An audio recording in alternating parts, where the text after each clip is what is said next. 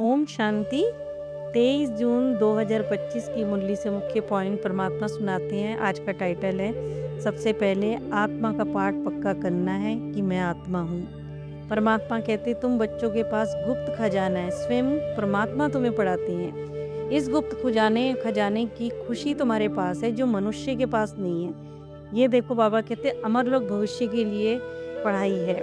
बल देखो, सवेरे उठो, घूमो फिरो, पहला पाठ आत्मा हूँ, ये याद रखो।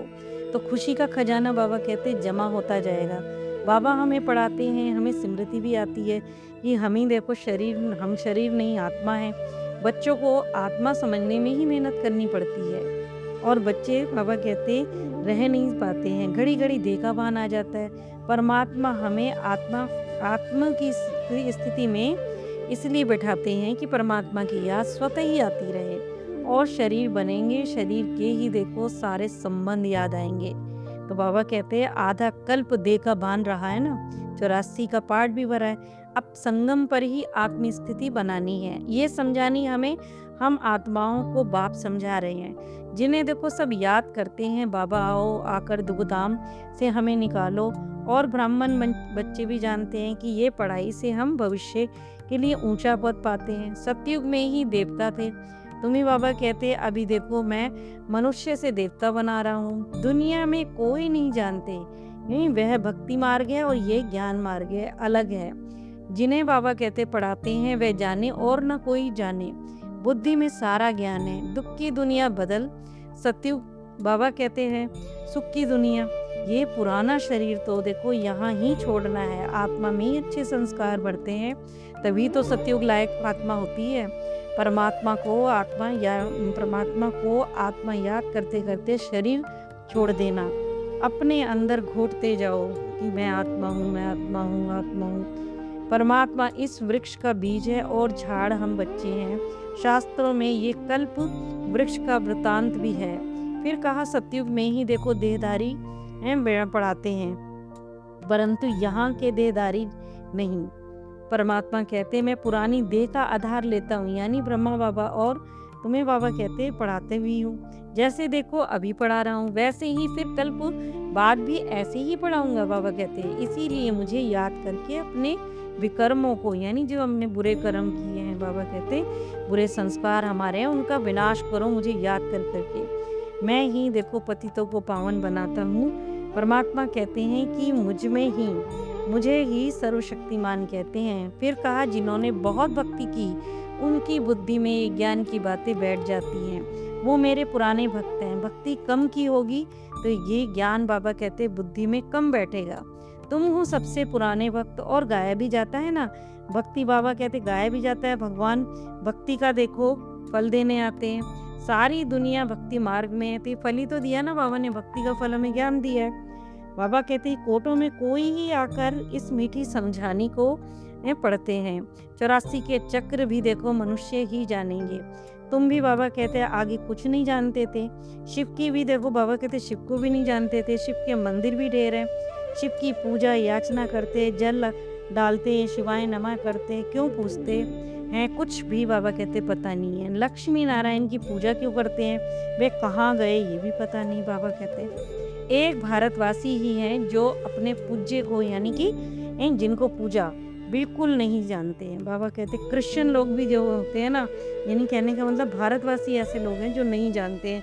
क्रिश्चियन लोग भी जानते हैं अपने उसको, क्राइस्ट फलाने सम्मत में आया, क्रिश्चियन जानते हैं पर भारतवासी नहीं जानते हैं। और आकर उसने स्थापना की शिव बाबा को तो कोई भी नहीं जानते। पतित पावनी शिव को ही कहते हैं, वही सबसे ऊंचे से ऊंचा है, उनकी ही सेवा करनी है। सबकी देखो सदगति भी शिव ही करते हैं। मंदिरों में पूजा करते हैं, खर्चा करते हैं। श्रीनाथ के मंदिर में, जगन्नाथ के मंदिर में जाकर देखो। अब देखो जग का बाबा कहते नाथ तो एक ही है। बाबा कहते जगन्नाथ के पास चावल का हांडा चढ़ाते हैं, श्रीनाथ पर तो देखो बहुत माल बनाते हैं। श्रीनाथ और जगन्नाथ दोनों को बाबा कहते काला दिखाया, ना कारण ना फर्क जानते हैं। जगन्नाथ को ही लक्ष्मी नारायण कहते हैं। बाबा कहते ये राधे कृष्ण को कहेंगे, राधे कृष्ण लक्ष्मी नारायण का संबंध क्या है, यह भी किसी को पता नहीं, ना जानते हैं। अब देखो तुम बच्चों को मालूम पड़ा है कि हमारी ही देवता के रूप में पूजा हुई थी और हम ही अब देखो पुजारी बने, क्योंकि आत्मा अब विकारी होने से उसमें बाबा कहते उसे स्वयं को पता ही नहीं था, वो ही देखो देवता ही थी। फिर देखो कहा ये पतित दुनिया ये स्वर्ग नहीं है, बैकुंठ कहाँ है ये भी पता नहीं है। कहते हैं बैकुंठ गया यानी स्वर्ग, तो फिर बाबा कहते बाबा कहे फिर तो नर्क का भोजन क्यों खिलाते हो, मतलब मरने के बाद बुलाते हैं ना, श्राद्ध करते हैं तो उसे बाबा क्या कहते हैं, नर्क का भोजन खिलाते हैं। सब कहते हैं ना मरने के बाद स्वर्ग गया।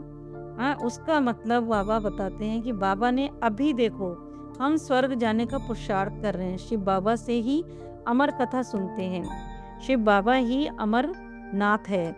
बाकी देखो ऐसे नहीं भक्ति मार्ग में बताते हैं पार्वती ने कथा सुनाई, वह है बिल्कुल अलग, वो भक्ति मार्ग की बातें हैं। अब देखो तुम बच्चों ने समझा है भक्ति क्या और ज्ञान क्या है। आदि देव भी ब्राह्मण बाबा कहते ये था, उसे देखो देवता नहीं कहेंगे, जैसे ब्रह्मा है तो बाबा कहते उसे देवता थोड़ा ना कहेंगे, क्योंकि देखो उस समय वो पुरुषार्थ कर रहे हैं। फिर कहा संगम युग में पुरुषार्थ करते हो, इसीलिए तुम्हारे पर बृहस्पति की दशा अविनाशी बैठती है। कब तो सतयुग के मालिक बनते हो, स्वर्ग का मालिक बनने को बृहस्पति की दशा कहा जाता है। तुम देखो स्वर्ग अमरपुरी में तो फिर जरूर जाएंगे, बाकी पढ़ाई में दशाएं नीचे ऊपर होती रहती हैं, याद देखो भूल जाती है। गीता में भी लिखा है कि भगवान उवाच काम विकार महाशत्रु है, पढ़ते भी है ना, परंतु विकार को जीतते थोड़ी हैं, पढ़ लेते हैं। श्रीमत पर चलने से तुम श्रेष्ठ बन जाएंगे, समझते भी हैं कि अब हम भ्रष्ट बने हैं, अब पुरुषार्थ करना है, देवी गुण भी धारण करने हैं, किसी को भी दुख नहीं देना, सबको बाबा कहते रास्ता बताओ। याद करते रहोगे तो पाप कटते रहेंगे। मन ही मन परमात्मा को याद करने से योग अग्नि का रूप ले लेता है, जिससे पाप दग्ध होने लग जाते हैं। खाद यानी आत्मा की गंदगी निकलने लगती है, आत्मा पावन बन जाती है। खाद सोने में ही डालते हैं ना, फिर जेवर भी तो ऐसे ही बनता है ना, है बाबा कहते जब मतलब खाद शरीर भी तो फिर वैसे ही मिलेगा ना, जैसे आत्मा प्योर होती जाएगी, सतो प्रधान होती जाएगी तो शरीर जेवर बन जाएगा। फिर देखो कहा सतयुग में हम वैष्णव थे, पवित्र गृहस्थ आश्रम था, अभी देखो हम पवित्र वन विष्णुपुरी यानी सतयुग के मालिक बनेंगे। तुम सच्चे वैष्णव हो, तुम डबल वैष्णव हो, वह विकारी वैष्णव धर्म है भक्ति मार्ग का, तुम बाबा कहते हो निर्विकारी वैष्णव धर्म का, जिसमें देखो विकार नहीं होते हैं। एक परमात्मा को याद करते रहो और जो नॉलेज बाप में है वो बाबा कहते तुम धारण करते रहते हो। तुम राजाओं के राजा बनते हो और वो बाबा कहते सिर्फ राजाएं बनते हैं। एक जन्म के लिए है राजाई, दो बाबा कहते 21 पीढ़ी है, वहाँ कभी अकाले मृत्यु नहीं होती है, तुम काल पर भी जीत पाते हो। समय जब होता है तो समझते हो अब पुराना शरीर नया लेना है, पुराना शरीर छोड़ना है और नया लेना है। तुम्हें पहले से ही साक्षात्कार भी होगा, खुशी के नगाड़े भी बाबा कहते बाजे भी बजते रहते हैं। तमो प्रधान शरीर को छोड़ सतो प्रधान शरीर लेना है, यह तो वही खुशी की बात है ना। सतयुग में 150 वर्ष की आयु है, यहाँ देखो अकाले मृत्यु होती है, पता ही नहीं रहता कभी भी, बाबा कहते हैं क्योंकि देखो भोगी है। नहीं, यहाँ पर बाबा कहते हैं अकाले मृत्यु क्यों होती, क्योंकि यहाँ भोगना ही लिखी है ना, तो वो चुकतू हो रही है। जिन बच्चों को बाबा कहते हैं योग अच्छा न लगता है, उनकी देखो सर्व कर्म इंद्रिया योग बल से वश में होंगी। योग में रहने से कर्म इंद्रिया शीतल हो जाती हैं। सतयुग में कोई भी कर्म इंद्री धोखा नहीं देगी। मनुष्य सृष्टि का बीज रूप है बाप है ऊपर में, उनको याद भी ऊपर में ही करते हैं, आत्मा ही परमात्मा को याद करती है। वरदान है, संगम के समय को ड्रामा अनुसार वरदान मिला हुआ है, हर सेकंड पद्मों की कमाई जमा करनी है। ऐसे वरदान को पहले अपने में जमा करो और फिर औरों के प्रति दान करो, मतलब पहले अपने में भरना है और फिर दूसरों को देना है। ज्ञान का खजाने को, ऐसे ही संकल्प के खजाने को, स्थूल खजाना रूपी खजाने को स्थूल धन बाबा कहते हैं यानी लौकिक कमाई जो होती है उसे स्थूल धन कहते हैं, कार्य में लगाकर पद्मों की कमाई जमा करो, क्योंकि इस समय स्थूल धन भी ईश्वर अर्थ समर्पण करने से एक नया पैसा, एक नया बाबा कहते रतन समान वैल्यू का देखो हो जाता है। तो फिर इन सर्व खजानों को स्वयं के प्रति व सेवा के प्रति कार्य में लगाओ तो पद्म भाग्यशाली बन जाएंगे। स्लोगन में कहा, जहाँ दिल का स्नेह है वहाँ सबका सहयोग सहज ही प्राप्त होता रहता है। अच्छा, ओम शांति।